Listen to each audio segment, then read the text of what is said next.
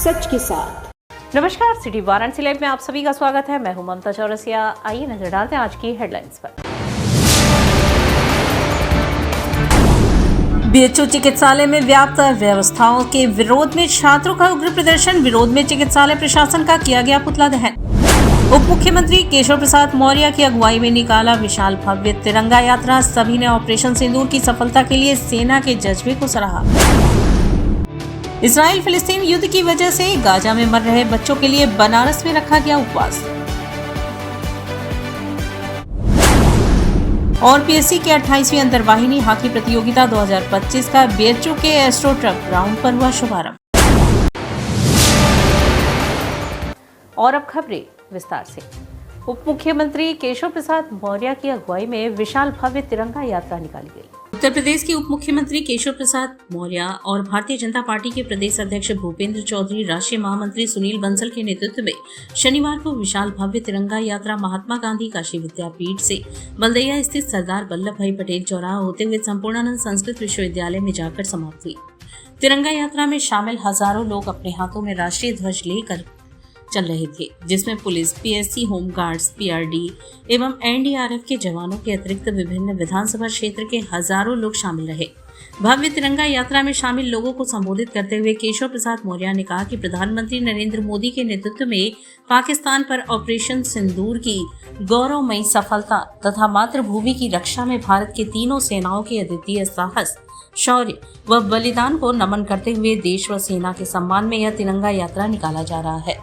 देशवासियों को अपने सैनिकों पर गर्व है। उन्होंने कहा कि देश के वीर सैनिक भीषण सर्दी, गर्मी एवं बरसात में देश की सरहदों पर रहकर देश की सुरक्षा करते हैं, तब हम अपने घरों में सुरक्षित रहते हैं। विगत दिनों ऑपरेशन सिंदूर के दौरान हमारे सैनिकों ने अपने अदम्य साहस एवं शौर्य का परिचय देते हुए पाकिस्तान को घुटने के बल आने को मजबूर कर दिया।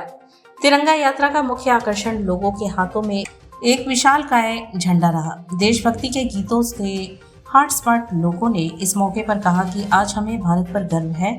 उसने पाकिस्तान पर ऐसी कार्यवाही की है कि वह इसको भूल नहीं पा रहा है। यह हमारी भारतीय सेना के शौर्य और उसकी बहादुरी की जिंदा मिसाल है। ऑपरेशन सिंदूर ने भारत के गौरव को बढ़ाने का ही कार्य किया है।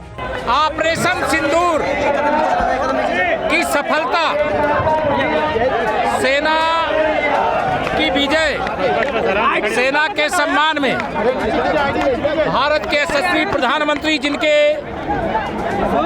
मजबूत नेतृत्व में, रणनीतिक नेतृत्व में सर्जिकल स्ट्राइक, एयर स्ट्राइक और ऑपरेशन सिंदूर संपन्न हुआ और ऑपरेशन सिंदूर विजय यात्रा के साथ संपन्न हुआ। आज वाराणसी संसदीय क्षेत्र में यह तिरंगा यात्रा इस बात का संकल्प दोहराती है कि आतंकवाद मुक्त भारत बनाएंगे और जो आतंकवाद को प्रश्रय देने वाले हैं पाकिस्तान को, उनको औकात बताएंगे।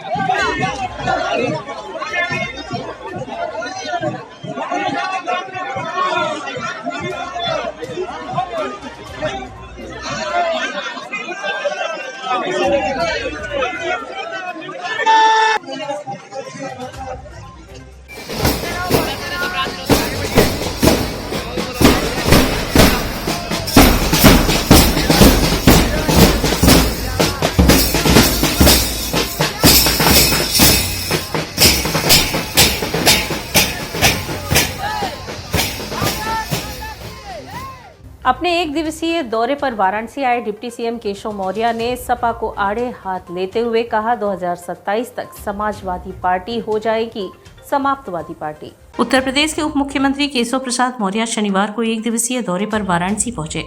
वाराणसी के सर्किट हाउस में गार्ड ऑफ ऑनर के पश्चात पत्रकारों से बातचीत में उन्होंने कहा कि ऑपरेशन सिंदूर की सफलता पर जहां पूरा देश गौरवान्वित है, वहीं पर कांग्रेस के नेता राहुल गांधी पाकिस्तान के प्रवक्ता के जैसे लगातार अनगढ़ बयानबाजी कर रहे हैं। हमारे देश की सेनाओं ने भारत का मस्तक गर्व से ऊंचा कर दिया है। सेना की जय जयकार हो रही है, चाहे सर्जिकल स्ट्राइक हो या अन्य कोई कार्यवाही।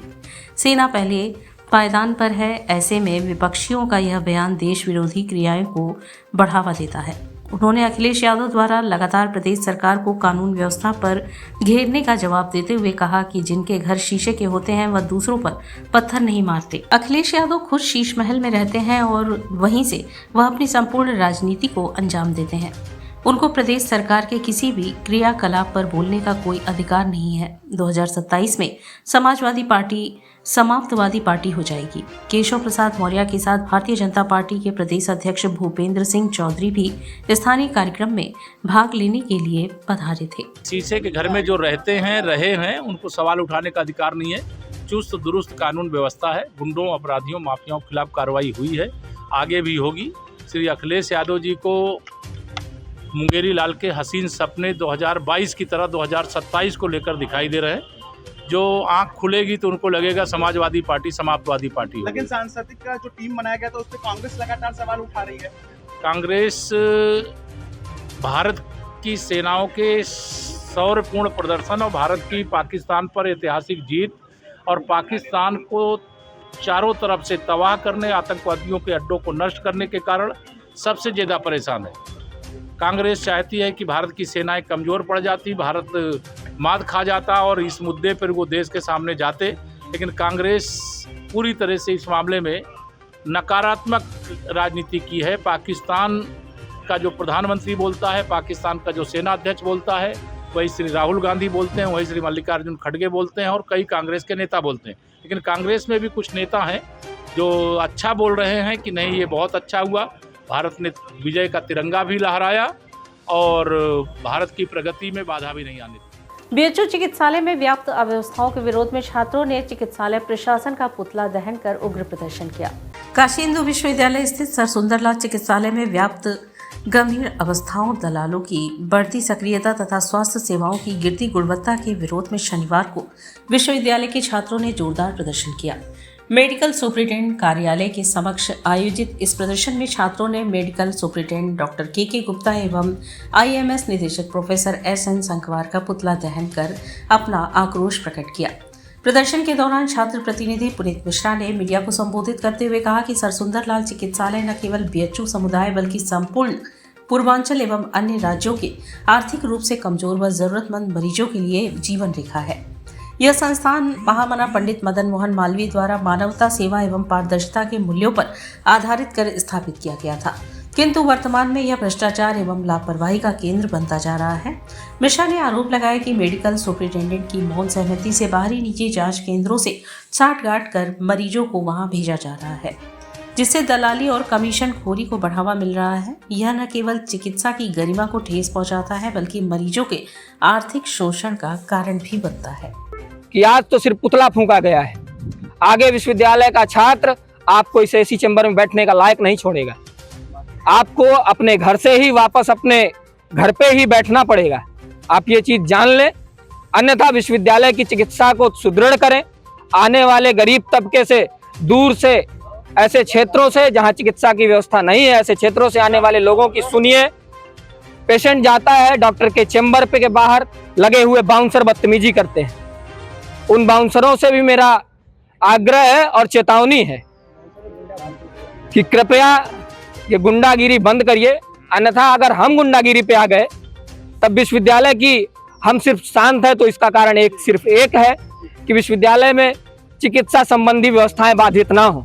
इसीलिए आज हमने अपना प्रदर्शन भी इस जगह पे रखा जहाँ पे ओपीडी बाध्य नहीं होती, जहाँ पे मरीजों का आवागमन बाध्य नहीं होता है। तो मेरी सिर्फ एक चेतावनी है एमएस से कि एमएस साहब होश में आ जाइए, डायरेक्टर साहब सभी चिकित्सकों को व्यवस्थित कर दीजिए, अन्यथा आप इस व्यवस्था के लायक बचेंगे नहीं।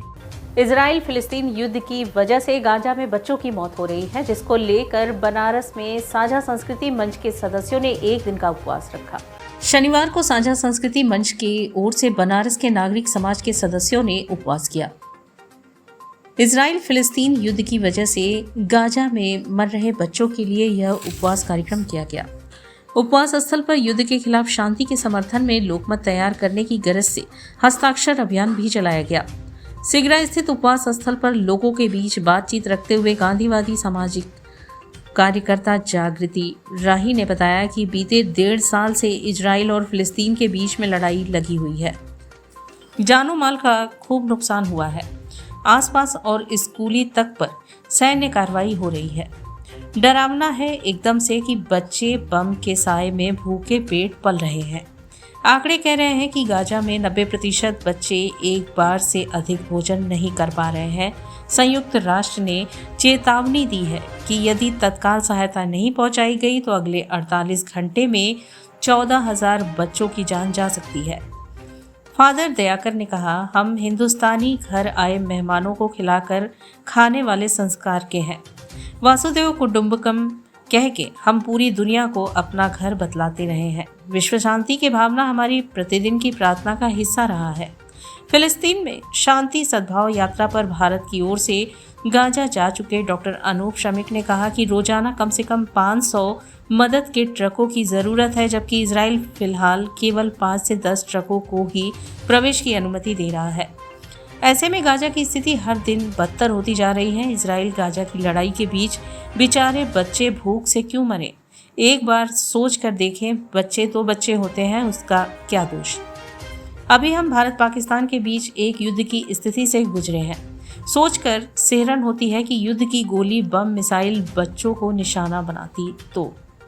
लैंगिक मुद्दों पर काम कर रहे दखल संगठन की डॉक्टर इंदु पांडे ने हम और आप कुछ लोग उनके लिए कुछ बड़ा नहीं कर सकते। न हम युद्ध रोक सकते हैं, न ही राजनीति बदल सकते हैं, लेकिन हम चुप नहीं रह सकते। इसलिए गांधी की राह पर हम एक दिन का उपवास रख रहे हैं। ये उपवास उस पीड़ा को अपने भीतर उतारने की एक कोशिश है जिसे गाजा के बच्चे हर रोज जी रहे हैं। हम चाहते हैं कि उपवास को देखकर दुनिया की अंतरात्मा जागे, नेताओं को शर्म आए, इंसानियत की नींव टूटे। हम भारत सरकार से अपील करते हैं कि वह गाजा के इस संकट को तत्काल संबोधित करें। नेहरू जी की गुटनिरपेक्ष नीति के अनुरूप भारत को संयुक्त राष्ट्र और अन्य वैश्विक मंचों पर तत्काल युद्ध विराम और निर्बाध सहायता आपूर्ति की मांग को और मजबूती से उठाना चाहिए। हम मांग करते हैं कि भारत सरकार भोजन, दवाइयां और चिकित्सा सुविधाएं प्रदान करने के लिए अंतर्राष्ट्रीय समुदाय के साथ मिलकर काम करे ताकि गाजा के बच्चों को बचाया जा सके। उपवास में मुख्य रूप से Jagriti Rahi, Ekta Shekhar, Praveen Satish Singh, doctor Dhananjay Tripathi, Ravishekhar, doctor Anoop Shamik, doctor Anand Prakash Tiwari, Zubair, Ram Janmaniti, Asim Shantanu, Arvind Diwakar, Ajit, Pramod, Jayant, Anil, Vallabhacharya Pande, Jitendra, Vinay Vandana, Prabuddh, Jamaluddin, उनके मुख्तार, आदिल दिशा, छात्र संगठन बीएचयू से ध्रुव और मुकुल, प्रेरणा कला मंच से फादर दयाकर, फादर प्रवीण इत्यादि शामिल रहे। बच्चों के अधिकारों पे काम करने में हमें बहुत ही तकलीफ हुई और ये है कि हम गांधी के देश में हैं, बुद्ध के देश में हैं, नेहरू ने गुटनिरपेक्षता को विदेश नीति बनाया। हम क्या कर रहे हैं? हमारी क्या भूमिका है? दुनिया जिस तरह से इसको इग्नोर कर रही है और इजराइल लगातार बम मार के निर्दोष लोगों को अस्पतालों पे बम भेज के और मार रहा है, ये गलत है और बच्चों को कम से कम भूख से मरने से बचाया जाना चाहिए। और यहाँ वक्त उछला है एक छोटे से ब्रेक का, मिलते हैं ब्रेक के बाद। वाराणसी लाइव, सच के साथ।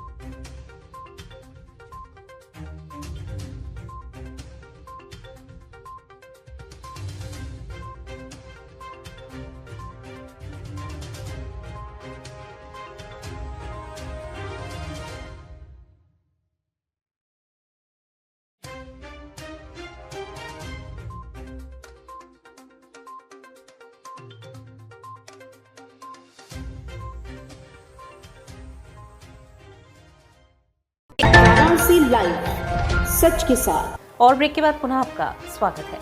इंटरनेशनल हिंदू स्कूल ने बोर्ड परीक्षा के टॉपर्स को लैपटॉप और मोबाइल देकर सम्मानित किया। शनिवार को नगवा लंका स्थित इंटरनेशनल हिंदू स्कूल में बोर्ड परीक्षा के टॉपर्स को लैपटॉप और मोबाइल देकर सम्मानित किया गया।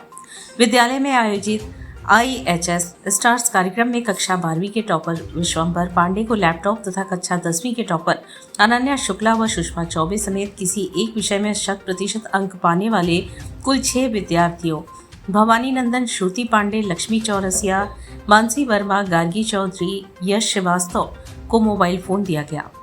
लैपटॉप और मोबाइल पाकर खिले चेहरों को अमेरिका ओहायो से वीडियो कॉन्फ्रेंसिंग से संबोधित करते हुए विद्यालय के अध्यक्ष डॉक्टर सुमन कुमार मिश्र ने कहा कि विद्यालय के टॉपर्स को हर वर्ष हम लोग पुरस्कृत करते हैं। हमारा उद्देश्य होता है कि इससे हमारे छात्रों में उत्साह और पढ़ाई के प्रति लगन बढ़े। उन्होंने टॉपर्स को बधाई देते हुए कहा कि उम्मीद है कि भविष्य में ये सभी विद्यार्थी राष्ट्र हित में अपनी बेहतर भूमिका अदा करेंगे। कार्यक्रम में विद्यालय के प्रबंधक संध्या मिश्रा, विद्यालय के प्रधानाचार्य संतोष कुमार तिवारी, शैक्षणिक सलाहकार जयंती सामंत, उप प्रधानाचार्य गणेश शंकर चतुर्वेदी, हेडमिस्ट्रेस एवं चीफ कोऑर्डिनेटर अनुपम श्रीवास्तव समेत अभिभावक और शिक्षक उपस्थित रहे। हमारे स्कूल में जो भी बच्चों ने टॉप किया है तो उन्हें लैपटॉप मिला है। डॉक्टर साहब ने, हमारे प्रेसिडेंट डॉक्टर सुमन कुमार मिश्रा ने उन्हें सबसे हाईएस्ट जो 90% जो लाया है उसे लैपटॉप दिया है। और जो 8 बच्चे और हैं 92, 95, 97 ऐसे करके 8 बच्चों ने जो लिया है उनको मोबाइल मिला है। तो इस तरह से हम लोग के मतलब बच्चों को बहुत ही खुश बच्चे हमारे हैं और बहुत मेहनत किया है। ये तो बच्चों की बड़ी लगन की बात है कि बच्चों ने इतनी मेहनत किया है। साथ में हमारे टीचर्स भी बहुत अच्छे हैं, क्योंकि हमारे टीचर की ये मतलब कि क्रेडिट जाता है प्लस बच्चों का कि टीचर ने बहुत मेहनत किया, साथ में बच्चों ने मेहनत किया, तब जाकर के बच्चों ने इतना अच्छा अंक पाया और उन्होंने टॉप किया, मन लगा के पढ़े। तो ये होता है कि जो बच्चे रेगुलर आते हैं उन्हीं का ही ऐसा होता है। अदरवाइज़ वो कभी कभी आते हैं तो कोचिंग करते हैं, कभी महीने में 1-2 बार आते हैं तो वो आगे नहीं बढ़ सकते हैं। इसलिए ये हमेशा हम लोगों ने जोर दिया है कि बच्चों को 75% जब हो तभी उन्हें एग्ज़ाम में हम लोग बैठने दें। हमारे डॉक्टर साहब का यही कहना। मां कंप्यूटर एजुकेशन नवापुरा दारानगर द्वारा समर कैंप 2025 का सफल संचालन किया गया। मां कंप्यूटर एजुकेशन नवापुरा दारानगर द्वारा श्री वल्लभ बालिका इंटर कॉलेज भैरवनाथ में 11वीं समर कैंप का सफल संचालन 15 मई से आरंभ है, जो 22 जून 2025 तक चलेगा। समर कैंप में dance, Kathak, advance beautician, makeup, hair style, ढोलक, गिटार, तबला, स्केटिंग, ताइक्वांडो, योगा, स्कूटी, मेहंदी, सिलाई, कढ़ाई, soft toys, painting, spoken English, computer सहित 30 कोर्स का सफल संचालन टीचर्स द्वारा किया जा रहा है। समर कैंप चलाने का मुख्य उद्देश्य महिलाओं व बच्चों में छिपी हुई प्रतिभा का विकसित करना, जिसे जो 1 महीने में बच्चे की गर्मियों की छुट्टी होती है उसे 1 महीने का वह उपयोग करके अनेक प्रकार की कला सीख सकते हैं। और साथ ही साथ जो भी महिलाएं अपने इस 1 महीने का सदुपयोग करके आत्मनिर्भर बनने के साथ साथ रोजगार भी प्रारंभ कर सकती हैं।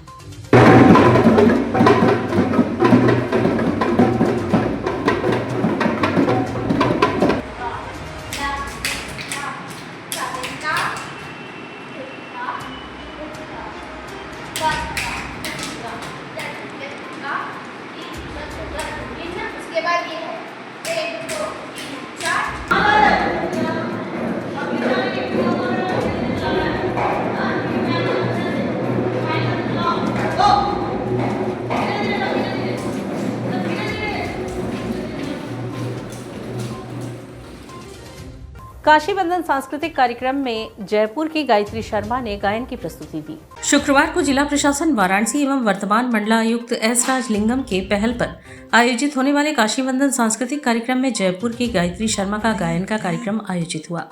उन्होंने सर्वप्रथम गणेश वंदना ओम गण गणपते नमः, तत्पश्चात एरी सखी मोरे पिया घर नाही और अंत में कबीर दास जी के भजन जरा धीरे धीरे तथा तुलसीदास जी के भजन प्रस्तुत कर वहां पर बैठे सभी श्रोताओं से खूब तालियां बजवाई और वाहवाही लूटी। इनके साथ तबले पर कृष्ण प्रजापति तथा हारमोनियम पर जसविंदर सिंह ने कुशल संगत की। कार्यक्रम का संचालन एवं धन्यवाद ज्ञापन अनूप मिश्रा ने किया। कार्यक्रम संयोजक अंशुमान महाराज थे।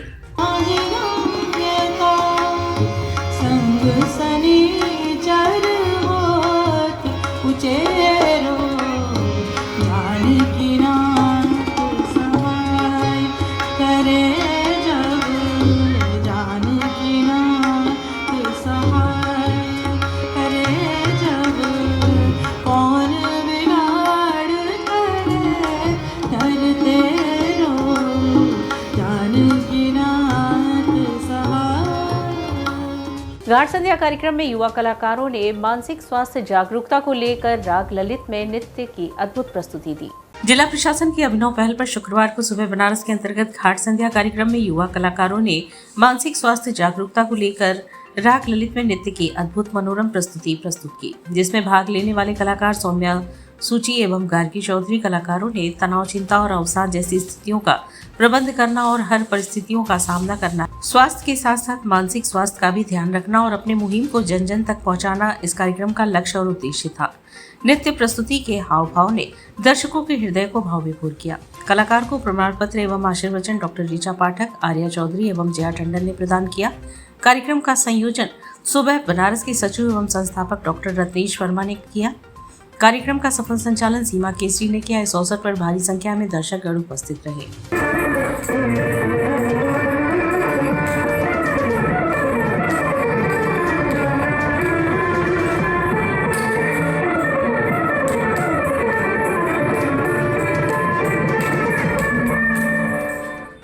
अराजी लाइन विकास खंड क्षेत्र के नगर पंचायत गंगापुर स्थित गंगेश्वर महादेव पर 7 दिवसीय संगीतमय श्रीमद् भागवत कथा एवं ज्ञान यज्ञ कार्यक्रम का आयोजन किया जा रहा है। अराजी लाइन विकास खंड क्षेत्र के नगर पंचायत गंगापुर स्थित रजिस्ट्री ऑफिस के पास गंगेश्वर महादेव पर 7 दिवसीय संगीतमय श्रीमद् भागवत कथा एवं ज्ञान यज्ञ कार्यक्रम का आयोजन 23 से 29 मई तक किया गया है, जिसके शुभारंभ के दौरान शुक्रवार को सुबह 8 बजे आयोजक बब्बू सिंह की देखरेख में महिलाओं द्वारा भव्य कलश यात्रा निकाली गई, जो गंगेश्वर महादेव मंदिर परिसर से शुभारंभ हुई, जो गंगापुर इंटर कॉलेज के पास शीरोदेव बाबा मंदिर से होते हुए पुनः गंगेश्वर महादेव पर आकर समाप्त हुई।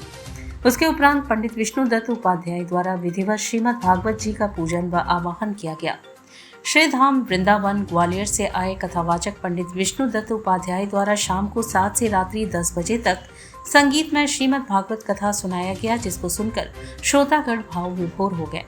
कार्यक्रम में प्रमुख रूप से बब्बू सिंह, रविंद्रनाथ, अंशु सिंह, डॉक्टर विपिन बिहारी, रोहित मोदनवाल, सुभाष गुप्ता, पप्पू जायसवाल, कुमार विनीत, विशाल, छोटू, मदन प्रसाद, गुदरू, विश्वकर्मा इत्यादि लोगों का विशेष सहयोग रहा।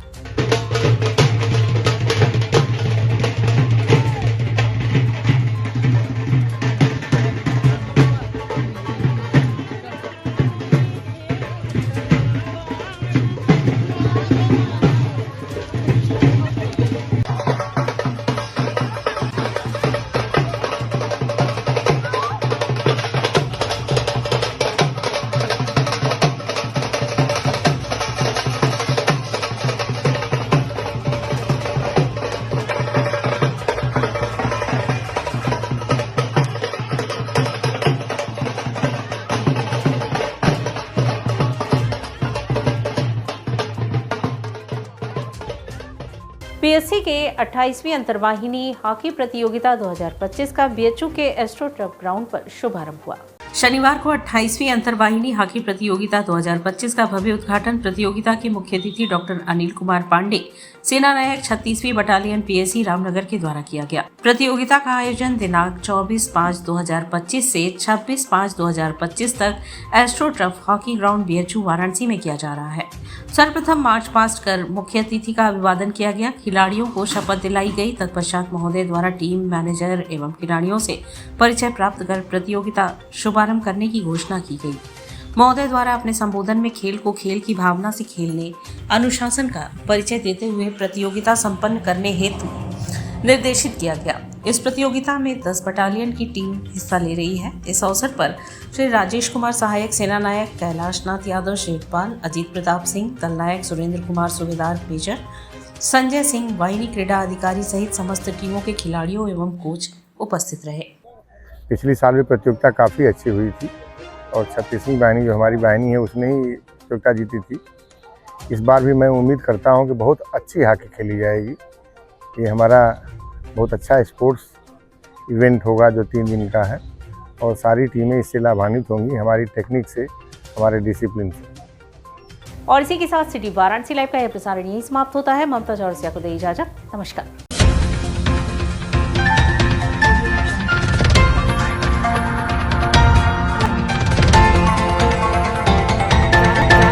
लाइव सच के साथ।